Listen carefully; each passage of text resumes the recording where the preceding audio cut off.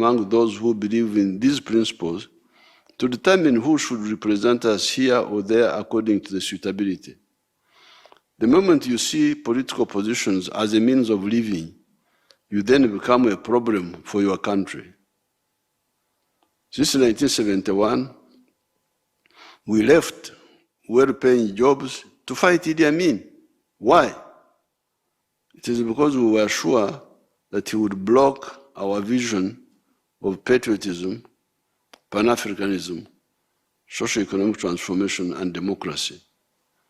Previously, we had been massaging Obote because there was a possibility that he could move with us on Pan-Africanism, for example, the East African Federation.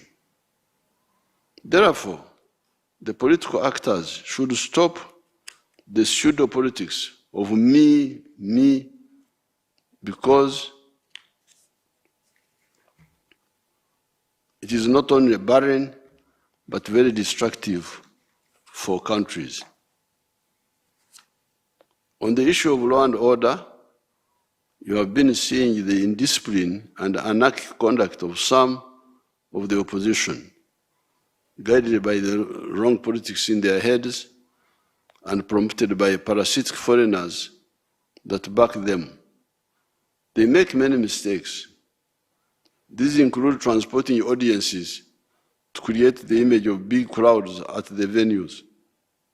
Those arrested following Mr. Kyagulanyi at Mile 4 in Mbarara confessed that they had a fleet of possibly 200 vehicles transporting those nomadic audiences. You then have the Kyagulanyi schemes of causing chaos in the country on behalf of the foreigners that fund them and back them. Mr. Kyagulanyi and his evil foreigners that back him fail to understand that Uganda is a land of spiritual and political matters. The spiritual matters like Karoli Rwanga, etc., the political matters like Rutamaguzi are very good examples for the present generations. Many Ugandans, especially those that have been with the opposition, get flabbergasted by those schemes and link up with us and peacefully dissolve those schemes. Do you remember Taja Kulaira? Do you remember Gen Z plan for the 4th of July, 2024, for the riots like those of Kenya, etc.? Do you remember those? They were rejected by the people. Have you noticed the number of NUP flag bearers for parliament that are pulling out?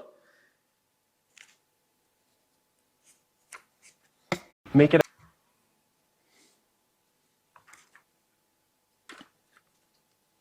The criminal opposition must also stop intimidating Ugandans. You have no right to intimidate a Ugandan. Therefore, Ugandans, come out and vote. Nobody would intimidate you or endanger your security. Anybody who tries will have himself to blame and will end up badly. The future of Uganda is bright. Our first oil will come out next year. Regarding the police methods, I reject the practice of caning lawbreakers.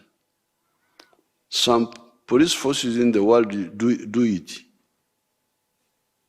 using batons. I, however, reject it. It must stop. Teachers and parents used to cane us, but it was a wrong method. However, using tear gas for rioters is both legal and non-lethal. Doesn't kill. It is much better than using live bullets. However, the police should be more methodical if they are to use tear gas or water cannons or other non-lethal techniques by, for instance, requesting in time the bystanders to move away before using tear gas and other anti-riot non-lethal methods against the rioters.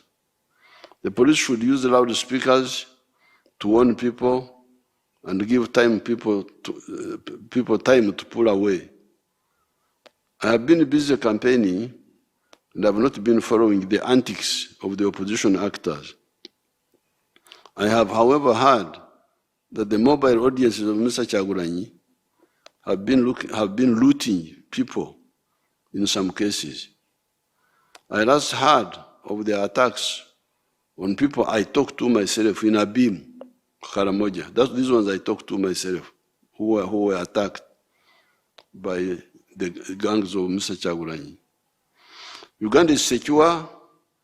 Go out and vote. Uganda and NRM are unstoppable. Happy 2026 and beyond. Thank you.